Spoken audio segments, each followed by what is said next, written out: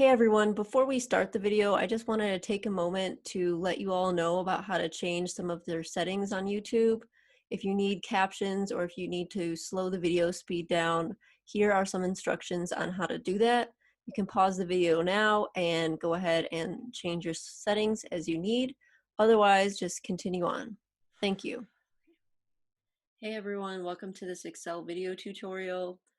I wanted to create this tutorial and have it as a pre-lab for everyone because the module that we're going to be doing is using Excel exclusively. And so all of the data that we're looking at are stored in Excel, and we're going to be analyzing these data in Excel as well. So I wanted everyone's Excel skill sets to sort of be on a similar level and everyone to have at least a little practice using Excel and navigating Excel.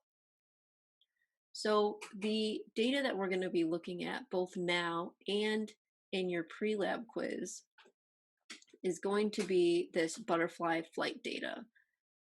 These data are openly available, and the question that was being asked in this particular set of data was, does the number of cold days affect the emergence time of butterflies in the UK? So the paper looks at 5 different species of butterflies and counts cold days and emergence times of these butterflies. So the first thing in this tutorial I want to point out is that at the bottom here, you're going to see that there are these tabs. The tabs open different sheets in Excel, and it's going to be a really helpful tool when we want to sort of separate out our data. So the next thing I want to point out is that you can see that there are a lot of rows of data here. And so if we want to organize these data, so like let's say we wanted to look at a specific family of butterflies. You can see right now these data are separated by year. And if we want to organize these by family instead, we're going to have to use what's built into Excel to sort through them, because going through them line by line is going to be really difficult. So the first thing that you're going to want to do is go ahead and click data at this top banner, and then you're going to see this sort button. Before I do that, I would like to show you a common pitfall of the sort button. So I have this row highlighted. I'm going to go ahead and make it yellow. And so we're going to go back to data, and I want to organize by family. So I'll click family. And again, this is a common pitfall of sorting our data. If I just click this family row and click sort, I'm going to get this sort warning, and it's going to say the data outside your current selection won't be sorted. What do you want to do? Expand the selection, which means it's going to select all of the cells that are filled on this sheet, or continue with the current selection. If I click continue with the current selection and click sort, and then by family, okay, what you're going to see is none of these other data got sorted together. So now everything, all of these family bits of information are incorrect. They're not paired with the rest of their data. So I'm going to go ahead and click undo, and I'm going to try again. This time I'm going to go ahead and select all of our data, click sort, and instead of by year, I'm going to have it sort by family. Click OK. So now we can see that the data all are resorted, and just as a little confirmation, we can see that that highlighted row is still all together. So now we're going to get into actually analyzing our data. Now I want to go ahead and look at all of the butterflies that are in Lycaenidae. And so I'm going to scroll down, and I can see that Lycaenidae is here. So I'm going to click here as the first row in the first column, and I'm going to scroll down until I stop seeing Mycenidae, which is going to conveniently be right above this yellow highlighted bar. And then I'm going to click the last row, last column of the data, and shift click, and I should have all of the data selected. Now I can copy it, and I'm going to go ahead and go down here, and I'm going to make a new sheet by adding a tab.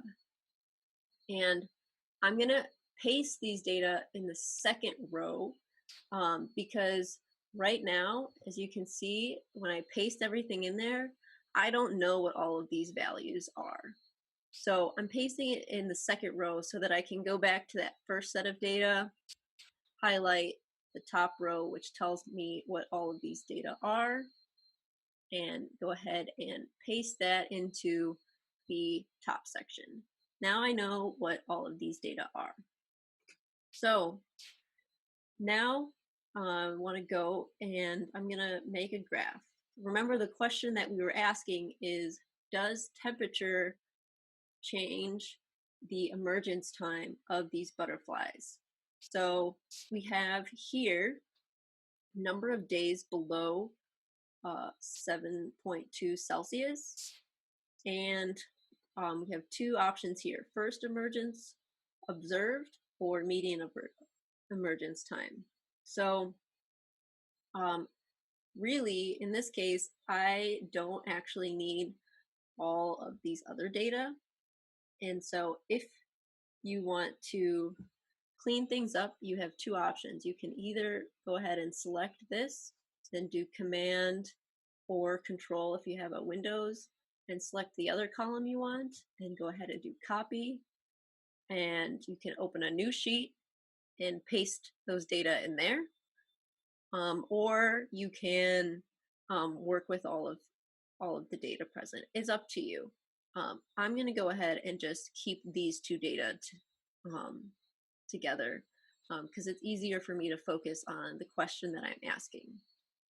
So now that I have these data selected here, I want to make a graph. So I'm going to go ahead and go to Insert and Scatter Plot, and then click the scatter plot I want, which is going to be this first one. So the first thing that I want to do is I want to check that these axes are representing the data that I want, that reflect the question that I'm asking. So remember, the question is, does emergence time change with the number of cold days? So is emergence time dependent on cold days? So that means that cold days should be our x-axis because they are the independent variable, and our emergence time is dependent on the cold days. So it should be our y-axis.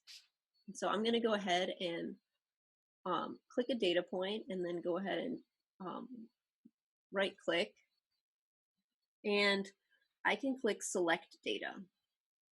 On here, I can click this x values, and you can see that the dotted lines here are around the cold days. So that means that the cold days are our independent value or variable, and that is actually what we want. We want the cold days to be our independent variable.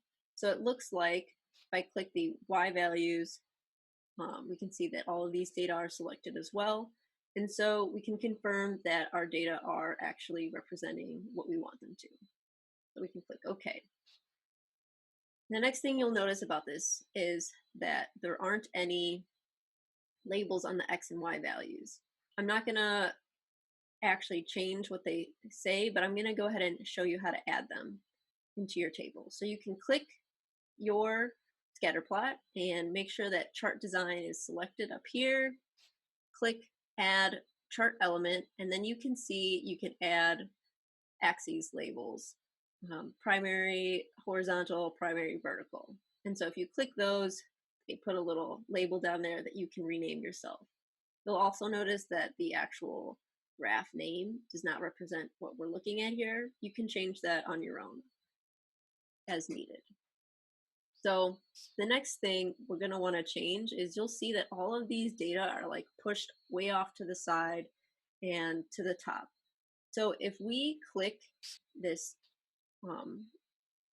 horizontal axis and if I double click it, you'll see that this sidebar pops open, and if we click the little data bars, you can see that there are bounds, and we can go ahead and change that to represent so we can spread out our data a little nicer. So we can see that there aren't any data prior to 60, so we'll change this to 60. And we can do the same thing with the y-axis, where we double click it and change the minimum to 100. And now we can see our data a little better. It's okay that these are not both 0. We'll still be able to analyze our data and nothing will change. We're just basically narrowing our window that we're looking at instead of looking at that whole, the whole axis at once. So the next thing we're going to want to do is we got to get some information about these data points. We want to see if there is a increase or decrease in emergence time of these butterflies based on temperature. So what you're going to do is select a data point and then go ahead and right click, and you can add a trend line.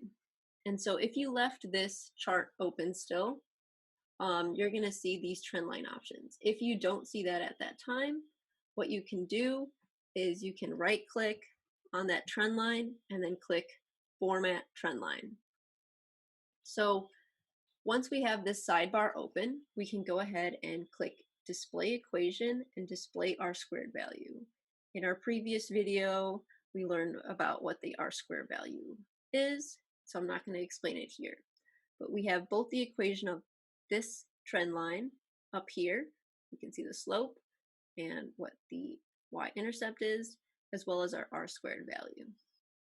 Now the last thing that we're going to do is do a regression analysis to see if there is a, if we see any significant data pointing to if there is a relationship between cold days and emergence time. So how we do that is go up to Data on our side, on our ribbon up here, and then you should have the data analysis tool pack already installed. If you don't, I left instructions on how to do that in the top of the module, but you should have it already installed. So go ahead and click that, and we're doing a regression analysis. So there are a lot of different analyses here, but in this case, we're going to be doing regression. And we click OK. So the first thing that we're going to see is this will most likely actually be blank. This is just from previous analyses that I've done. So we're going to do our Y range. Now, keep in mind that this is Y, not X. Usually we see X first, but in this case, it's Y. So we're going to click this button, and then we're going to select all of our Y data. Y is the dependent variable, so it's our emergence time. So you click the top cell for emergence time, scroll all the way down to get the bottom, and click Shift to select everything. You can see that all of our data are selected, and then we can click Enter. Now we do the same thing for the X. Click that top cell, and then Shift, click the bottom cell, and then Enter. Another option that you could do is, if you're more familiar with Excel, once you do the Y range, you could copy and paste this into the X range and then change this letter to represent the letter where your X values are, but that can be a little confusing, so I don't recommend it. The last thing you're going to want to do is click an output range. So this program is going to put a lot of statistical data for you, and so it wants a starting cell on where to put that data. So I'm just going to go ahead and click this cell right here. It doesn't matter what cell you pick as long as it's an empty cell away from the data. So once you've clicked your cell, you can press enter, and then you can click OK. And so here's the summary output. And one of the things I'm going to point out right away is that there's this r squared value, and we can see that it matches the r squared value from that trend line. So there are two ways to get r squared values.